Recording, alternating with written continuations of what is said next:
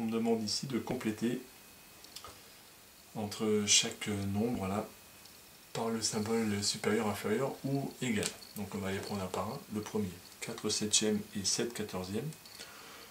Ils n'ont rien en commun, pas de numérateur, pas de dénominateur. On voit quand même 7 au dénominateur et 14 là. Donc on se dirait qu'il suffirait de multiplier par 2 ici et par 2 ici pour avoir le même dénominateur. 14 en bas et 14 ici.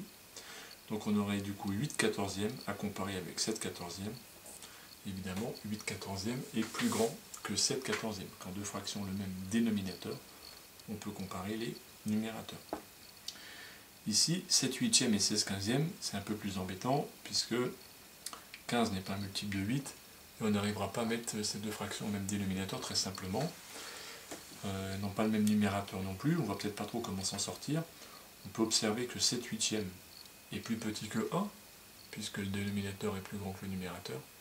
Et ici, 16 quinzièmes est au contraire plus grand que 1, puisque ici le numérateur est plus grand que le dénominateur. Ce nombre-là est plus grand que 1, celui-ci est plus petit que 1, forcément celui-ci est plus grand. Petit c, 13 quarts à comparer avec 27 huitièmes, on va tout mettre en huitièmes, c'est-à-dire multiplier par 2 au numérateur et au dénominateur celle-ci. On aura donc 26 huitièmes à comparer avec 27 huitièmes, c'est donc celle-ci qui est plus grande. Le petit d, on doit comparer 12 quinzièmes à 12 quatorzièmes. Ces fractions n'ont pas le même dénominateur, les dénominateurs ne sont pas multiples l'un de l'autre. Pas facile de mettre au même dénominateur. Toutes les deux sont plus petites que 1. 12 quatorzièmes plus petit que 1, 12 quinzièmes plus petit que 1. Donc l'astuce qu'on a eue tout à l'heure là ne marche pas. On observe par contre quand même qu'elles ont toutes les deux 12 au numérateur. Et donc on doit comparer deux fractions qui ont le même numérateur. Et on sait qu'elles sont classées par l'ordre inverse de leur dénominateur.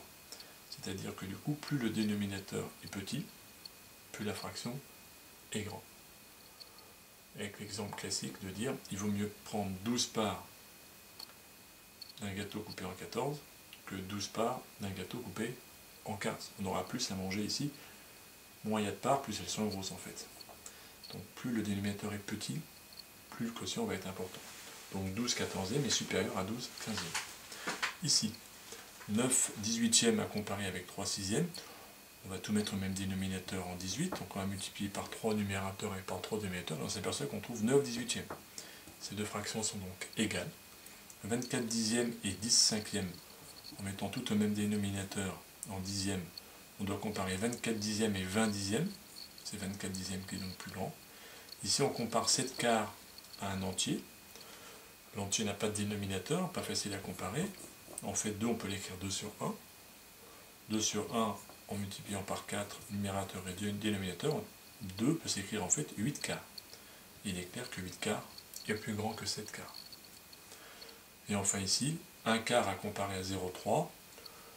Il faut connaître, c'est quand même le plus pratique, que 1 quart est égal à 0,25, ou refaire l'opération pour le retrouver, mais enfin c'est un peu dommage.